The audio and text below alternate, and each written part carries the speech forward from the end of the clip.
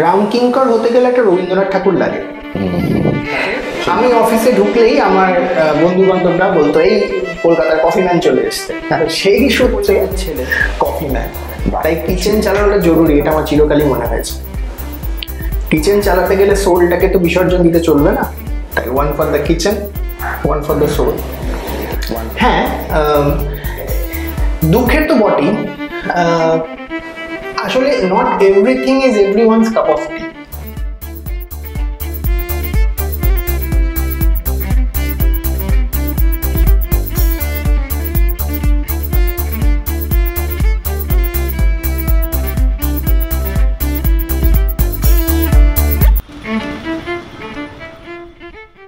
আজকে আবার আমি এসেছি the Blue Bridge Cafe, Ballygunge places, ঠিক সাউথ পয়েন্ট হাই স্কুলের পাশে। আপনারা যদি আসতে চান আসতেই পারেন, আমি পুরো লিঙ্কটা দিয়ে রাখবো আমার ডেসক্রিপশন। টকথন উইথ শুভদীপের এই এপিসোডটা শুরু করছি এই নোটটা দিয়ে যে আজকে আমার সাথে আরেকজন ভদ্রলোক বা আমার সাথে একজন গেস্ট যিনি এসেছেন, তিনি এমন একজন মানুষ যে মানুষটার গুণ শুধু মুখে বলা যায় না, দেখতে হয়। এবং সেই গুণের মধ্যে তো আমরা যাব, সেগুলো তো দেখবো, সে তো তার অনুশীলন, তার রোজ নামচার সম্বন্ধে একটু জানবো। কিন্তু তার আগে যেটা বলতে চাই যে এই চ্যানেলটা আপনারা অবশ্যই সাবস্ক্রাইব, শেয়ার, লাইক, কমেন্ট করবেন যদি ভালো লেগে থাকে। কিন্তু আমি আপনাদের কথা দিচ্ছি আপনাদের এই এপিসোডটা খুব ভালো লাগবে, বিকজ এটা খুব অন্য রকমের একটা এপিসোড। আমি শুভদীপ বসু, টকথন উইথ শুভদীপের পোস্ট। আর আজকে আমার যিনি বিশেষ অতিথি বা গেস্ট, তিনি হলেন Kolkata coffee man. Kolkata coffee man নামটা শুনে আপনি একটু চমকে যেতে পারেন। তার কারণ হলো আপনি হয়তো ওই নামটার সাথে খুব রেগুলার সরগর নন, কিন্তু যারা সোশ্যাল মিডিয়ায় আছেন, যারা রেগুলার ইউটিউব, ফেসবুক, ইনস্টাগ্রাম দেখেন, তাদের হয়তো কখনো না কখনো চোখে পড়েছে বেশ কিছু ছবি, বেশ কিছু পেন্টিং যেগুলো কফি দিয়ে আঁকা। যেরকম এই যে আমার টেবিলে পড়ে রয়েছে এই একটা ছবি, একটা গণেশের ছবি, যেটা কিন্তু কমপ্লিটলি কফি দিয়ে আঁকা। অবাক হচ্ছেন? এই আরেকটি ছবি, যে ছবিটা একটা কফির ছবি, কফি কাপেরই ছবি, যেখানে কফি পড়ছে, ওটাও কিন্তু সম্পূর্ণ কফি দিয়ে আঁকা। অবাক হবেন না, কারণ ওই লোকটার সাথে আজকে আমরা কথা বলবো, ওই মানুষটার সাথে আমরা আজকে কথা বলবো। তিনি Partha Mukherjee, the Kolkata coffee man. Partha, welcome to my show Talkathon with Subhadeep. সত্যি আমার খুব এলিটেড, খুব মজা, মানে দারুণ লাগছে যে তোমার সাথে আজকে এই ক্যাফেটাতে বসে আমরা গল্প করছি। আর এটা আমার এক বন্ধু নীলাঞ্জনের ক্যাফে, এবং সুন্দর একটা ক্যাফে। তোমার কিরকম লাগছে এই ক্যাফেটা? দারুণ। বেসিক্যালি নামটাও খুব ভালো, ব্লু ব্রিজ, তো it bridges the gap between people. বা খুব দারুণ বললে পার্থ। তো তোমাকে তো আমরা কলকাতা কফি ম্যান হিসেবে চিনি, তাই তো? হ্যাঁ। কলকাতা কফি ম্যান এই নামটা কোথা থেকে এলো? এই নামটা অফিসিয়াল না। আমি ছবি যখন আঁকা শুরু করি কফি দিয়ে, তখন যেই মুহূর্তে কফি অ্যাজ এ মিডিয়াম একটা ব্রেক থ্রু হয়, মানুষ যখন কফি দিয়ে মিডিয়াম দিয়ে আঁকা ছবি আইডেন্টিফাই করতে থাকে এবং তার সাথে আমাকে কানেক্ট করতে থাকে, আমি অফিসে ঢুকলেই আমার বন্ধু বান্ধবরা বলতো এই কলকাতার কফি ম্যান চলে এসছে। আর সেই সূত্রে কফি ম্যান। বাহ, খুব সুন্দর।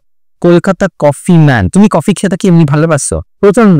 তাই কফি খেতে প্রচন্ড ভালোবাসি আমি। শুধু ভালোবাসি বলেটা বোধহয় একটু কম বলা হবে, আমি কাইন্ড অফ কফি অবসেসড। কারণ আমার কফি মানে অ্যাজ এ ড্রিঙ্ক কফি তো আছে, কিন্তু কফি যে কোনো লিকারের অ্যাকচুয়ালি কোনো হিস্ট্রি থাকে, যে কোনো লিকারের, সেটা চা হোক, সেটা কফি হোক, হ্যাঁ, সেটা ওই লেবু জলও হয়, প্রত্যেকটা জিনিসের একটা হিস্ট্রি থাকে। কোথাও থেকে কিছু একটা শুরু হয়েছিল, তার শেষ হয়েছে, সেটা এখন কিরম চলছে, ইত্যাদি ইত্যাদি ইত্যাদি। তো সেরকম আমার এই লিকারের হিস্ট্রি পড়তে খুব ভালো লাগে। আর কফি হিস্ট্রি বা কফি কিরম ভাবে এসছে, কফি বিভিন্ন ম্যানুফ্যাকচারিং প্রসেসের জন্য তাদের টেস্ট চেঞ্জ ইত্যাদি ইত্যাদি নিয়ে পড়াশোনা করতে আমার এমনি খুব ভালো লাগে। তার মানে বলতে গেলে তুমি একজন কফি বিশেষজ্ঞ। কম বেশি। আচ্ছা পার্থ, এবার একটু তোমার ব্যাপারে একটু জানি। আমি যতটুকু জানি যে পার্থ, তুমি যেরকম একজন সাধারণ মধ্যবিত্ত পরিবারের ছেলে, এবং তুমি একটি খুব নামকরা তথ্য প্রযুক্তি সংস্থার সাথেও জড়িত আছো।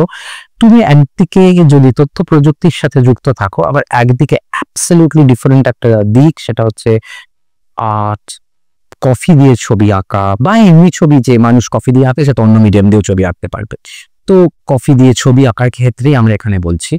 তো তুমি তো বিশেষ বিশেষ মানুষ, সৌমিত্র চট্টোপাধ্যায়েরও ছবি এঁকেছো, সুচিত্রা সেনেরও ছবি এঁকেছো, প্রসেনজিৎ চট্টোপাধ্যায়েরও ছবি এঁকেছো, তোমার মুনমুন সেনেরও ছবি এঁকেছো এবং প্রচুর আমারও ছবি এঁকেছো। Thank you so much for that.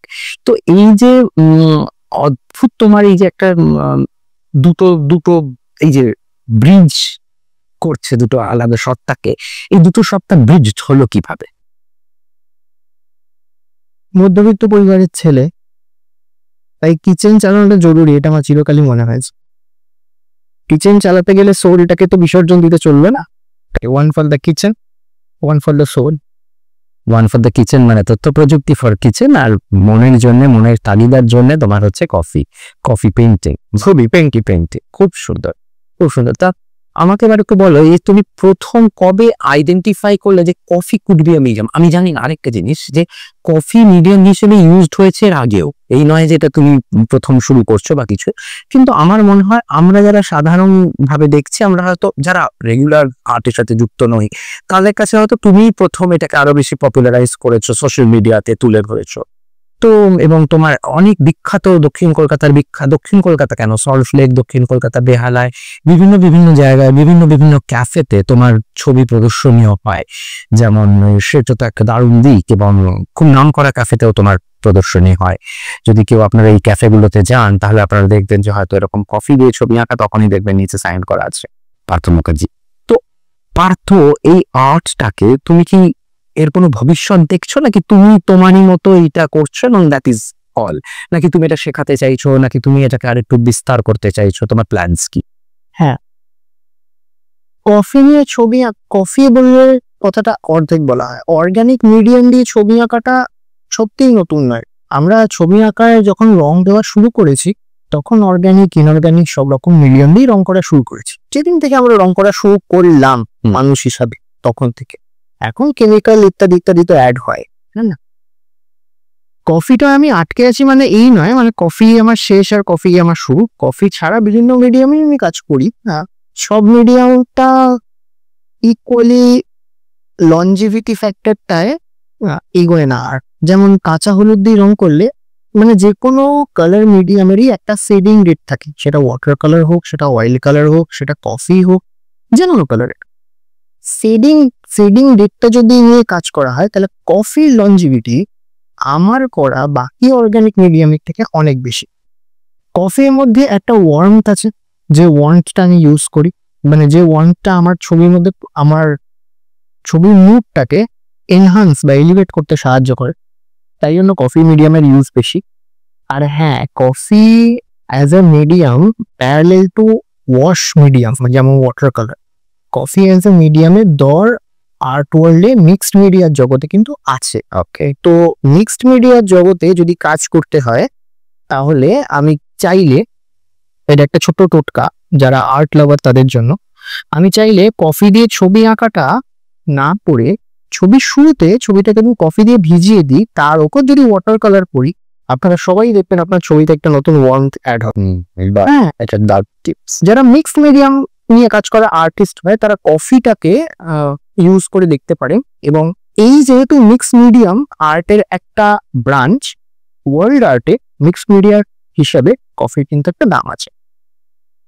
Future, coming to your next question, future of coffee art হিসাবে আমি নিজেকে, হ্যাঁ দেখছি, আমি শুরু করেছি ওয়ার্কশপ করানো, অনলাইন ট্রেনিং আমি করি, খুব বেশি করি না, কারণ সত্যি বলতে আমি আমার প্যারালেল একটা কাজ, যেটা আমার পরে কথা বল, সেই কাজ টুকটাক তো চলেই, তার মাঝখানে সময় বের করে আমি চেষ্টা করি অনলাইন কিছু কোচিংস করাতে, এবং আস্তে আস্তে ওয়ার্কশপস করানো শুরু করছি। কারণ আমার এবার মনে হচ্ছে যে আর্ট সম্পর্কে কিছুটা আমার একটা কনফিডেন্স এসছে, যেটা আমি মানুষকে দিতে পারবো, মানুষকে বোঝাতে পারবো কি করি এবং কেন।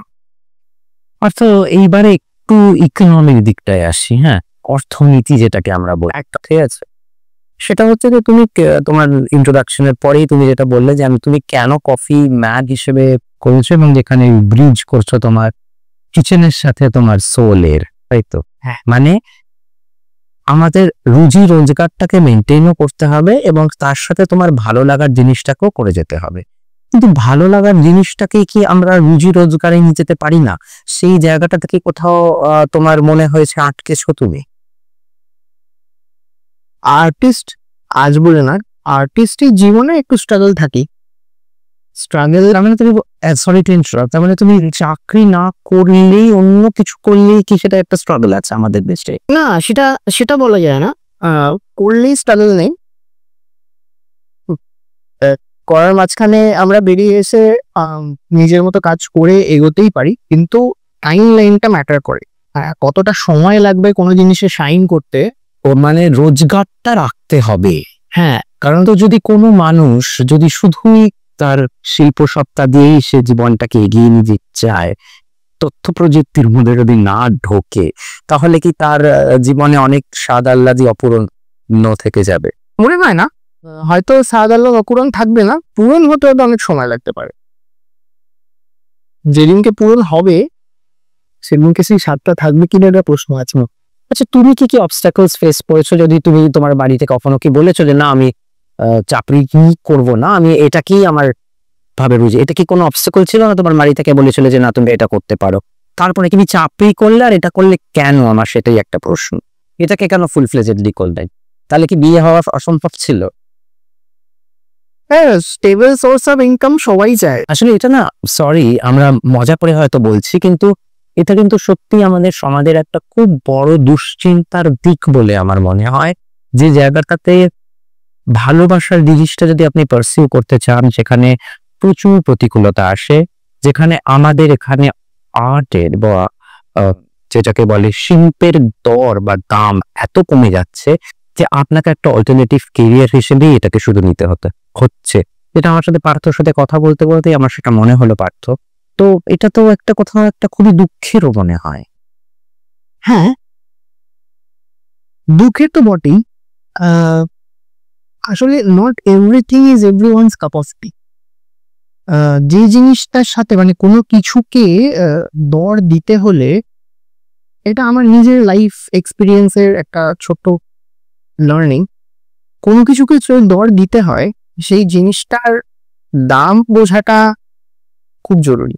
মানে আমি আজকে সকালবেলা মাছ ভাত খাবো, মাছ ভাত আমার জন্য কেন ইম্পর্টেন্ট? কারণ আমি মাছের দর জানি, আই এম লাকি যে আমি আজকে মাছ ভাত খেতে পারছি। ঠিক কথা। হ্যাঁ, আঁকার দর মানে যে কোনো শিল্পের দরটা সবাই কিন্তু মনে হয় না সমানভাবে দিতে পারবে। আমাদের দেশে না বাইরেও সেটা চারিদিকেই শিল্পের দর সমানভাবে সবাই, যে সমানভাবে। হ্যাঁ, ইটস মানে যারা শিল্প নিয়ে চর্চা করে নিজেকে একটা লেভেলে পৌঁছানোর স্ট্রাগল করছে, তারা চিরকালই একটা এক্সেপশন। সবাই পাড়ায় পাড়ায় মাইকেল অ্যাঞ্জেলো হতে পারবে না, সবাই পাড়ায় পাড়ায় উত্তম কুমার হতে পারবে না। যারা থ্রাইভ করে শাইন করে উত্তম কুমার হয়েছেন, তারা কিন্তু ওই স্ট্রাগলটা করেছে, এবং ওই উত্তম কুমার উত্তম কুমারই। সেই এক্সেপশনটা সবসময়ই থাকবে।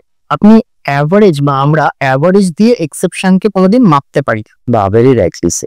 ওই জন্যে যেখানে একটা সমাজে একটা অ্যাভারেজ সোর্স অফ ইনকাম খুব জরুরি, সেখানে একটা শাইনিং মোমেন্ট অফ এ শিল্পী কখনোই রোজকার এভরিওয়ানস কাপ অফ টি হতে পারে বলে আমার মনে হয় না, এবং সেটা হওয়া ওনার উচিত নয়।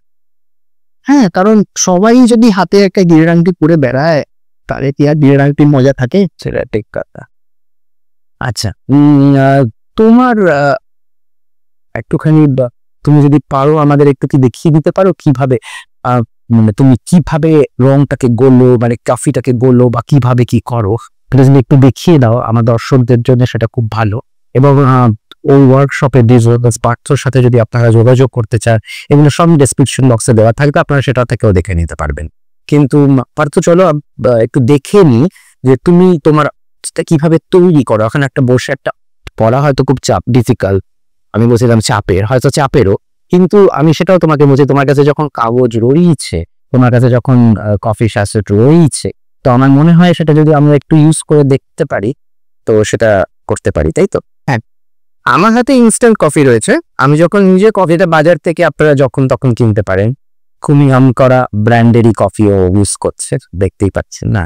আমি যখন কফি দিয়ে কাজ করি, মানে বাড়িতে নিজের জন্য যখন কাজ করি, তখন সেই কফিটা আমি নিজের মতো করে বানিয়ে নিই। আমার প্রসেসটা প্রচন্ড অর্গানিক এবং কি বলে লসলেস। কফি ঢালো, নর্মাল আমরা কফি ঢেলে ফেলবো, তাই নর্মাল কফি ঢেলে ফেললাম। আমি বাড়িতে যখন কফি দিয়ে ছবি আঁকি তখন সেটা ইনস্ট্যান্ট কফি হয় না, আমার নিজের মানে বিভিন্ন ক্যাফেতে ঘুরে ঘুরে আমি কফি কালেক্ট করে পারি, তাদের বিভিন্ন ফ্লেভারের কফি বিভিন্ন শেডস দেয়। আমি কফিটা এখন জল মেশাচ্ছি, জলে গুলছি কফিটা, জলে গুলে থাকতে এই যে কনককশনটা তৈরি হলো, এরকমই কনককশন বিভিন্ন কফির পুকুর তৈরি পায়। হ্যাঁ, ইনস্ট্যান্ট কফি ইউজ করলে কনককশনটা তাড়াতাড়ি তৈরি, তবে ইনস্ট্যান্ট কফির লঞ্জিভিটি কম। আমি এখন এটাকে তুলি ডোবাচ্ছি, তুলিটা ডুবিয়ে নিলাম দিয়ে আমি চাইলেই একটা এরকম এই যে হালকা দাগগুলো পড়া শুরু হলো, এই দাগগুলোই তৈরি হবে একটা গল্পে। এই যে বিভিন্ন প্রকার পাবে, এই যে বিভিন্ন ধরনের দাগ, সেগুলো দিয়েই দিবাই একটা করে ছবি।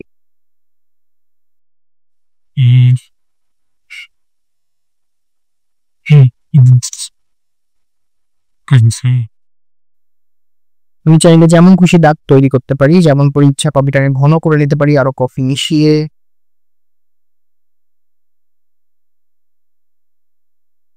কফি বলে না, যে কোনো মিডিয়ামই যখন ছবি আঁকি আমি চেষ্টা করি পেন্সিল দিয়ে ছবি না আঁকতে, সেটা আমার একটা অভ্যাসে দাঁড়িয়ে গেছে বিনা পেন্সিলে ছবি আঁকা। তো আমি আরেকটু মোটা করে নিলাম টমটাকে,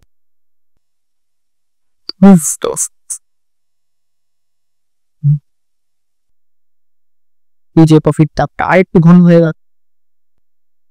কফি যদি একটা সিপিয়া কাইন্ডের টোন দেয়, কফি আমাদের মেমোরি মনে রাখাতে খুব সাহায্য করে। যে কোনো ওয়ার্ম মেমোরি কফিটা খুব ভালো হয়। এবং যেহেতু মেমোরি ভালো এবং খারাপ সব নিয়েই আমি চেষ্টা করছি আমাদের এই সব কিছু আমি এই ছবিতে খুব তাড়াতাড়ি ফুটে যত তাড়াতাড়ি করা যায়। এক একটা মেমোরিতে আমাদের জীবনে এক এক রকম ভাবে দাগ কাটে।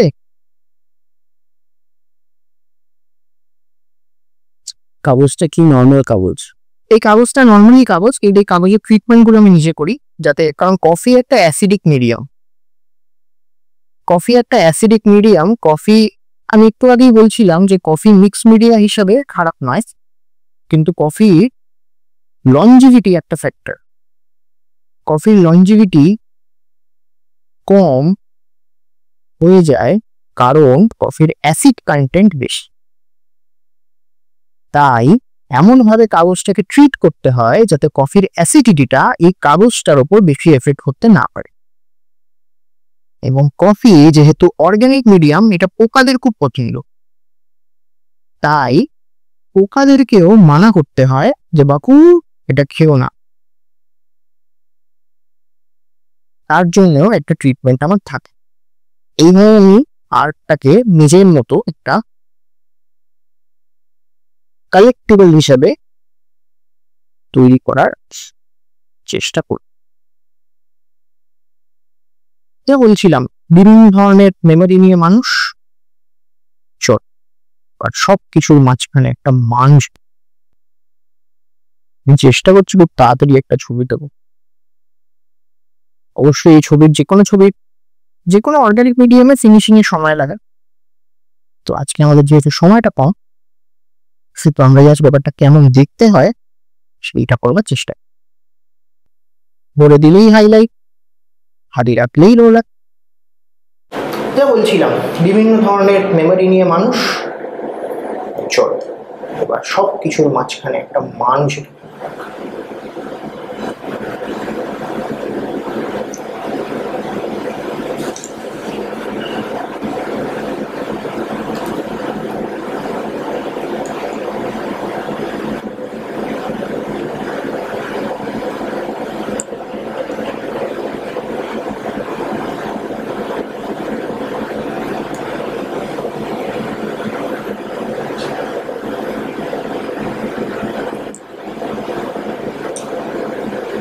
চেষ্টা করছি খুব তাড়াতাড়ি একটা ছবি তোলার।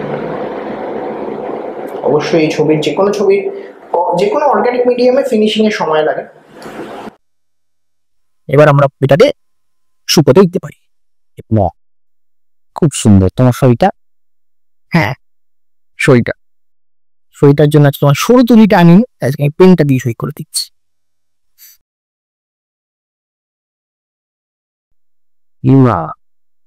বিউটিফুল, কত সুন্দর। এই যে থ্যাংক ইউ পার্থ, এই ছবিটা খুব সুন্দর হলো। তুমি আমার টকাথন উইথ শুভদীপের প্ল্যাটফর্মে এসে ছবিটাকে আঁকলে এবং আমার দর্শকদের দেখালে, সেটা সত্যি খুব সুন্দর এবং আই এম রিয়েলি থ্যাঙ্কফুল। কিন্তু পার্থ, যেটা তোমাকে যাওয়ার আগে একটু যা জিজ্ঞেস করতে চাই, এই যে ধরো তুমি যে ছবি আঁকছো সোলের তাগিদে, মনের তাগিদে আঁকছো, কিন্তু এটাকে কখনো রোজগার করার কথা এর থেকে ভেবেছো কি, নাকি ভেবেও সেভাবে সফল হওনি, লোকে সেই পয়সাটা দিতে চায় না? আমাদের এখানে শিল্পের তো সেরকম কদর নেই, তো জিনিস কেনার আগে তো আমরা বোধহয় 50 বার জিজ্ঞেস করি, এটা 50 টাকা না 100 টাকা না 7 টাকা নাকি 101 টাকা কি। তো এই যে আলু পটলের দরটা কিন্তু শিল্পের সাথে আমরা করে থাকি। এই জিনিসটা তোমার কি মনে হয়, তোমার কি অভিজ্ঞতা? রামকিঙ্কর হতে গেলে একটা রবীন্দ্রনাথ ঠাকুর লাগে। খুব নাইসলি সেড, সেটা একদমই ঠিক, কিন্তু একদমই তাই না? হ্যাঁ, কদরটা জানতে হওয়ার জন্য লোক লাগে, সেটা আমি নিশ্চয়ই বিশ্বাস করি। তবে